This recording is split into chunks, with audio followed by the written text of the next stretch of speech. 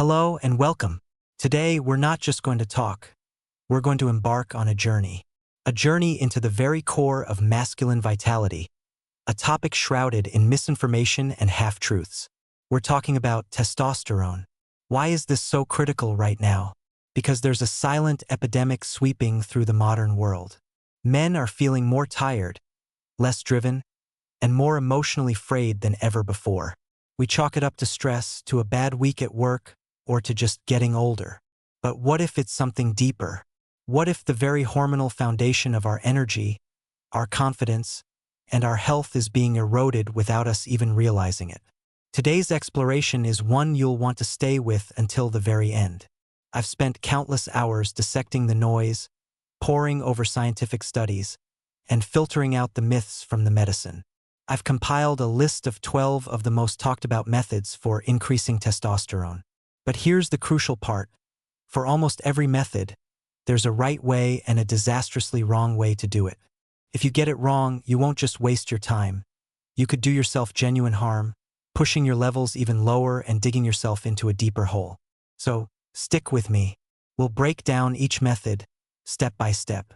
I'll show you the science, reveal the hidden pitfalls, and give you the precise blueprint for how to do it correctly.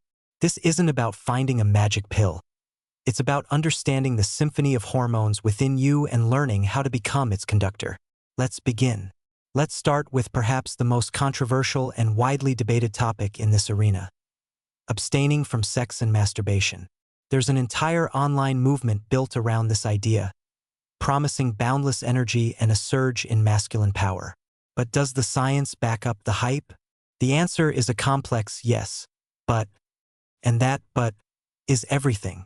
Scientific research, particularly one well-known study, did show that after 7 days of abstinence, men's testosterone levels spiked, peaking at around 145% of their baseline.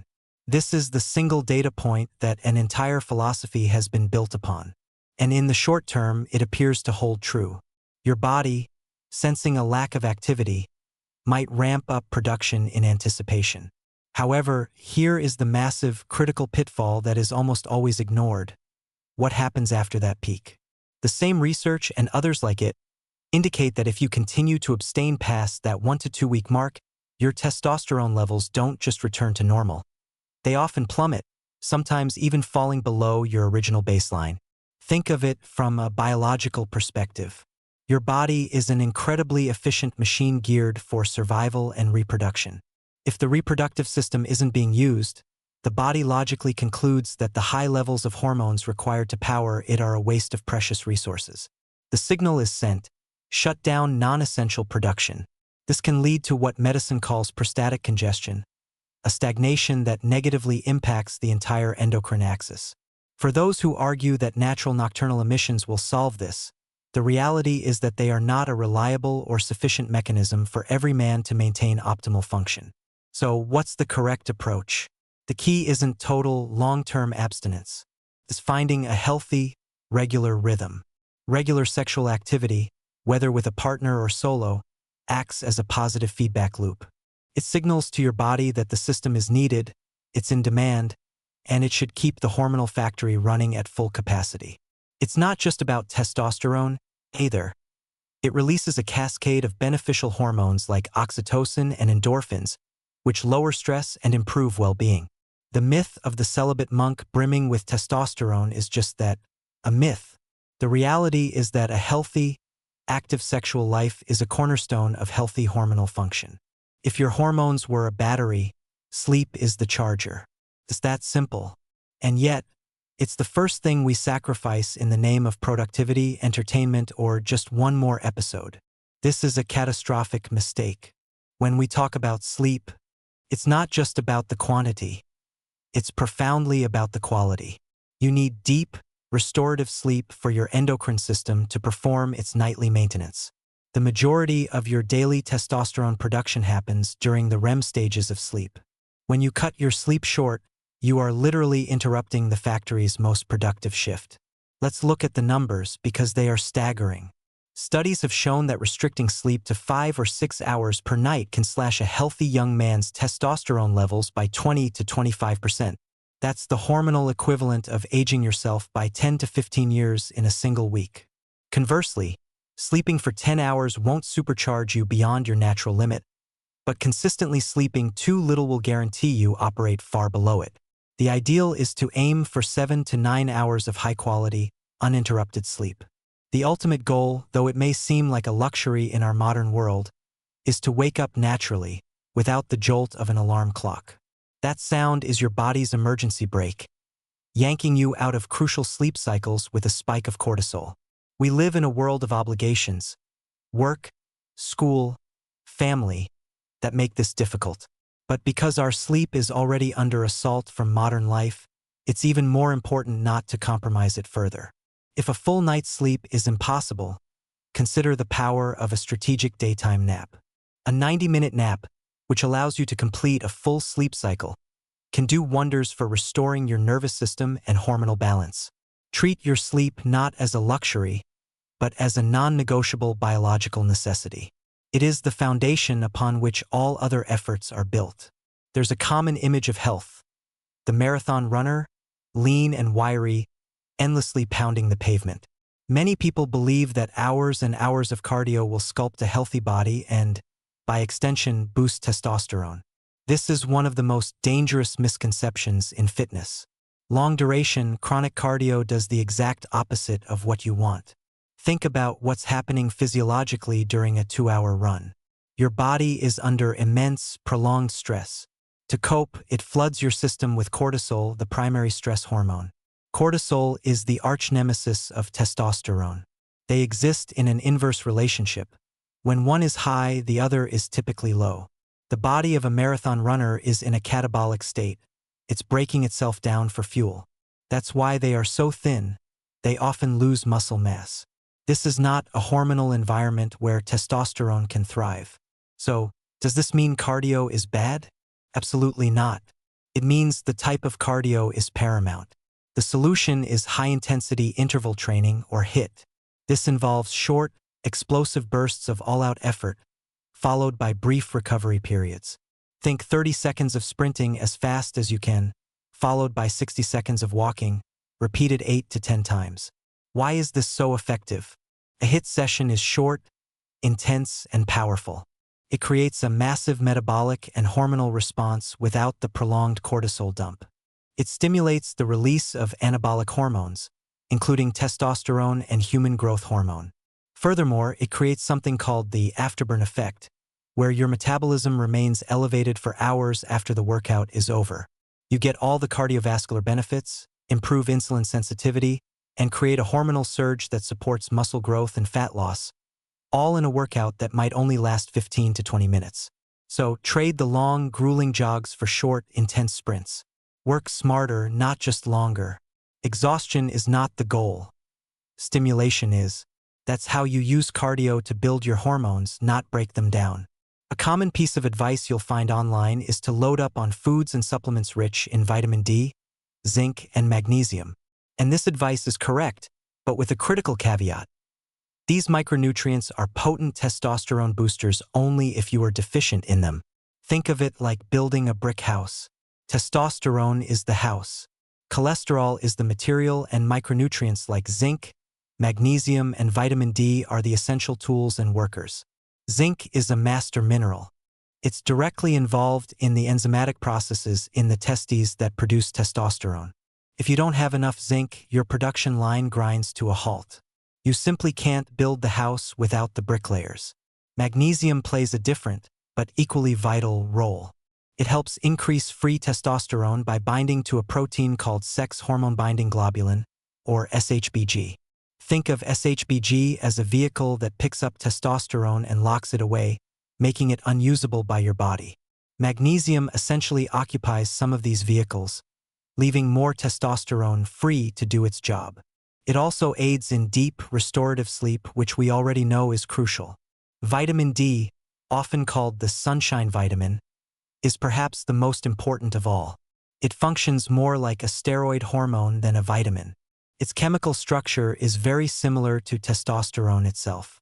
Studies have shown a strong correlation between vitamin D levels and testosterone levels. A severe deficiency can cause your T levels to drop by as much as 40 to 60%. It's a staggering figure. Now, here's the trap. If your levels of these micronutrients are already sufficient, taking megadoses will not push your testosterone into superhuman territory. If the brick house is already built, hiring more workers won't make it any bigger. Your body will simply excrete the excess. So, the first step is to get tested. Find out if you have a deficiency. Given our modern indoor lifestyles, a vitamin D deficiency is incredibly common. A zinc deficiency is also prevalent, especially in those who train hard and sweat a lot.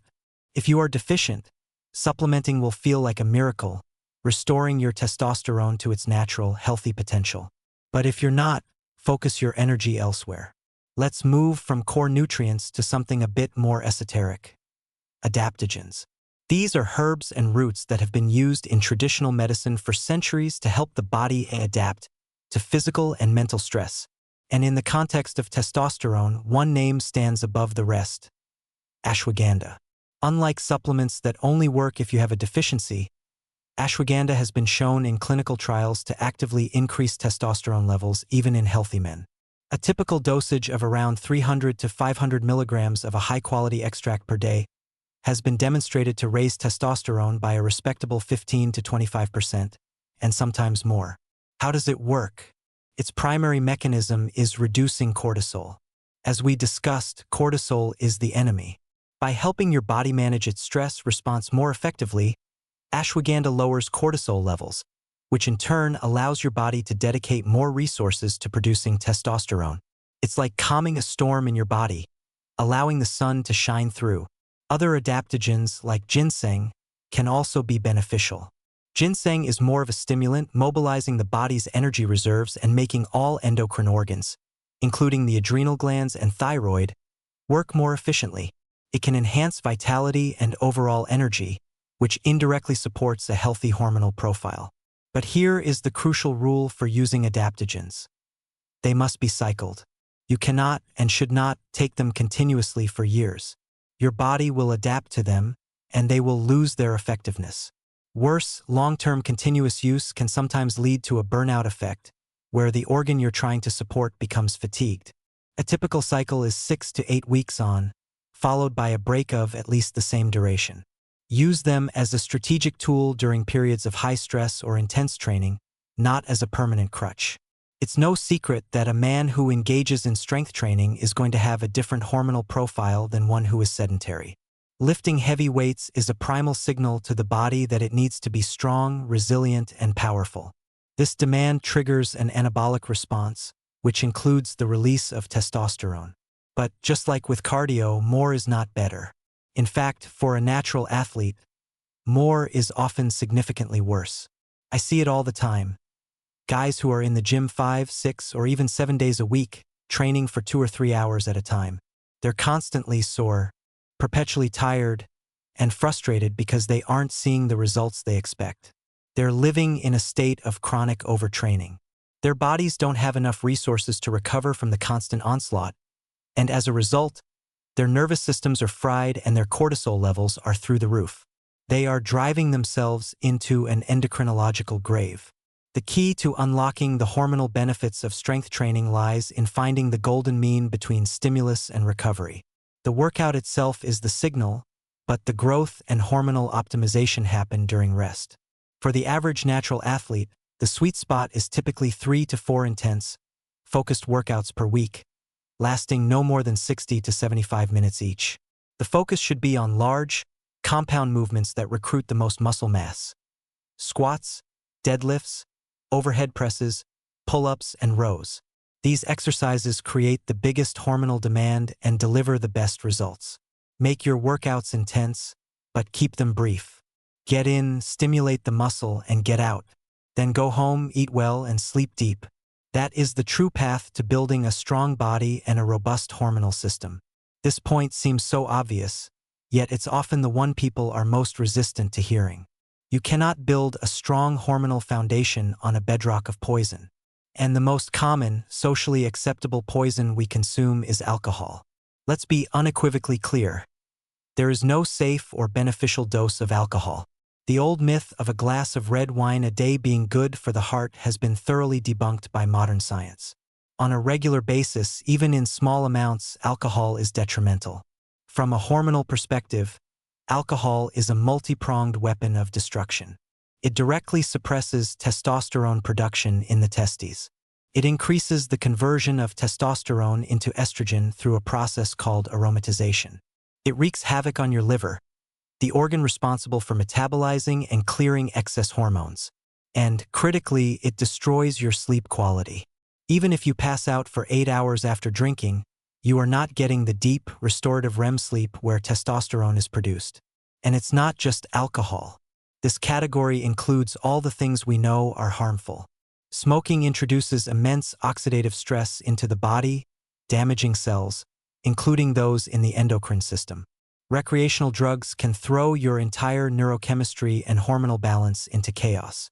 And we must add sugar to this list. A diet high in refined sugar leads to insulin resistance, chronic inflammation, and obesity, all of which are testosterone killers. If you are serious about optimizing your health, you must be ruthless in eliminating these destructive habits. I'm not saying you can never enjoy a drink at a celebration, but the idea of regular, casual consumption as a harmless part of life needs to be abandoned. Removing these poisons is one of the fastest and most profound ways to allow your body to heal and restore its natural hormonal rhythm. Your mind and your body are not separate entities. They are in a constant, intricate dialogue. There is a field of medicine dedicated to this called neuroendocrinology. Your thoughts, your emotions, and your stress levels directly dictate your hormonal output. When you are chronically stressed, your body is in fight or flight mode. It's preparing for immediate survival. In this state, long-term projects like building muscle, powering a libido, or reproduction are put on the back burner. The body diverts resources to produce cortisol and adrenaline. It's not a coincidence that when you're stressed, you have no sex drive. Your body is biologically shutting down non-essential systems. Cortisol rises, and as a result, testosterone and prolactin plummet. Therefore, managing stress isn't a fluffy, new age concept. It's a biological imperative for hormonal health. You must learn to actively shift your nervous system from a sympathetic fight or flight state to a parasympathetic rest and digest state. How can you do this? Meditation is a powerful tool, but it's not the only one. Deep breathing exercises like the 4-7-8 method can instantly calm your nervous system. Spending time in nature, journaling, practicing gratitude. These are not just pleasant activities. They are powerful hormonal regulation tools. Practical tip: learn to listen to your body. One of the best indicators of your nervous system state is your resting heart rate. Measure it every morning before you get out of bed. Establish a baseline. If you notice it starts to creep up over several days, that's a clear sign your body isn't recovering and your nervous system is overworked. That's your signal to prioritize rest. You must learn to distinguish between physical fatigue and mental or emotional fatigue. If you're mentally drained from a stressful day at a desk, a workout can be the perfect antidote, a way to reset your mind. But if you're physically exhausted from a lack of sleep and grueling labor, going to the gym will only do more harm. Learning this distinction is key. Don't let stress become the silent thief of your vitality. Excess body fat, particularly around the midsection, is not just an inactive storage of energy. It is an active endocrine organ, and it is your enemy in the fight for healthy testosterone. Here's why. Fat tissue contains an enzyme called aromatase. The job of this enzyme is to convert your precious testosterone into the female hormone, estrogen. So, the more body fat you carry, the more aromatase you have, and the more of your testosterone is being actively converted into estrogen. This creates a vicious, self-perpetuating cycle. Low testosterone makes it easier to gain fat, and gaining fat lowers your testosterone even further. It's a downward spiral that can be incredibly difficult to escape. When people say lose weight to increase your testosterone, it's not just about the numbers on the scale. It's about changing your body composition. The very act of losing weight in a healthy way forces you to adopt habits that are themselves testosterone supportive. Cleaning up your diet, becoming more active, improving your sleep, and increasing your insulin sensitivity. As you lose fat, your aromatase activity decreases, meaning less of your testosterone is converted to estrogen. Your insulin sensitivity improves, which is crucial for overall metabolic and hormonal health. The benefits compound. A friend of mine who is a coach often asks his overweight clients a powerful question. Write down 10 good things that being overweight has brought into your life. They can never write a single one. Excess weight is the enemy of a good life and a healthy hormonal profile. Make the decision to defeat it. Nutrition is everything, but the conversation is often clouded by extremes. On one hand, you have the advice to fast, and on the other, the danger of starvation diets. These are two completely different things. Let's first talk about chronic calorie restriction, the classic starvation diet. When your body perceives that it's not getting enough energy over a prolonged period, it triggers an emergency protocol. It goes into SOS mode. The priority shifts from thriving to merely surviving. Functions like reproduction and building muscle are deemed non-essential luxuries. Metabolism slows down, testosterone production is slashed, and the body will even start breaking down muscle for energy while desperately holding on to fat. You'll feel lethargic, moody, and weak. This is not dieting. This is self-destruction. Now, let's contrast this with intermittent fasting. This isn't about chronic restriction, but about strategic timing. By confining your eating to a specific window each day, say 8 hours, you give your body a prolonged period of 16 hours to rest and repair. During this fasted state, several amazing things happen. Insulin levels drop, which is fantastic for metabolic health. Human growth hormone levels can increase significantly. And studies suggest that intermittent fasting can lead to an increase in luteinizing hormone, a precursor to testosterone. Think of it this way. Chronic starvation is like letting a campfire burn out to cold ash. Intermittent fasting is like letting the fire burn down to hot, glowing coals before adding more wood. It makes the fire burn more efficiently and powerfully. A proper diet is not about starvation. It is about providing your body with the right amount of high-quality fuel, timed correctly, to meet your goals. Don't ruin your hormonal health by underfueling your body in a misguided attempt to lose weight. Everywhere you look, you'll see lists of 5 foods that will skyrocket your testosterone. Onions, nuts, garlic, turmeric, and so on. Is there any truth to this? Yes, but it all comes back to the principles we've already discussed. These foods aren't magic. Their benefits are rooted in their nutritional content. For example, why are seafood like oysters considered aphrodisiacs? Because they are the single richest dietary source of zinc. Why are nuts and avocados recommended? Because they are full of healthy fats, and cholesterol from healthy fats is the raw precursor material from which testosterone is synthesized. Turmeric? It has powerful anti-inflammatory properties, and reducing chronic inflammation can certainly help create a better hormonal environment. The logic is sound. If your diet is deficient in healthy fats, zinc, or magnesium, then adding these superfoods will absolutely help by filling that nutritional gap. But if your diet is already well-rounded, eating an extra handful of almonds isn't going to have a measurable impact. Adding more fat to a diet that is already sufficient in fat will only add more calories, potentially leading to weight gain. So, instead of chasing individual superfoods, focus on the bigger picture. Build a diet around high-quality protein, an abundance of healthy fats from sources like olive oil, avocados, and nuts, plenty of fibrous vegetables, especially cruciferous ones like broccoli and cauliflower, which help with estrogen metabolism, and smart carbohydrate sources. A solid nutritional foundation is far more powerful than any single magic food. Our final method is one that has been practiced by Stoics and athletes for centuries, but is now gaining mainstream scientific validation. Cold exposure. I'm talking about contrast showers, ice baths, and cold plunges. This might sound like a form of torture, but the benefits for your endocrine and nervous systems are profound. The key is to do it correctly and build up gradually. The shock of the cold water on your body triggers a powerful survival response called hormesis, a beneficial stress that forces your body to adapt and become more resilient. It stimulates the release of norepinephrine, which sharpens focus and mood. It activates brown adipose tissue, a type of good fat that increases metabolism. And crucially, it can have a positive impact on your entire endocrine system, helping to reset and rebalance it. The feeling of invigorated calm after a cold shower is your neurochemistry thanking you. How do you start? Don't just jump into a frozen lake. Begin with a contrast shower. At the end of your normal warm shower, switch the water to cold for just 15 to 30 seconds. Focus on your breathing. Do this a few times a week. As you get more comfortable, you can increase the duration of the cold and the temperature contrast. Eventually, you might graduate to full cold showers or even ice baths. It's a powerful tool, but like all tools, it must be used wisely. Don't turn a beneficial practice into a weapon against your body. Start slow, listen to your body, and embrace the invigorating power of the cold.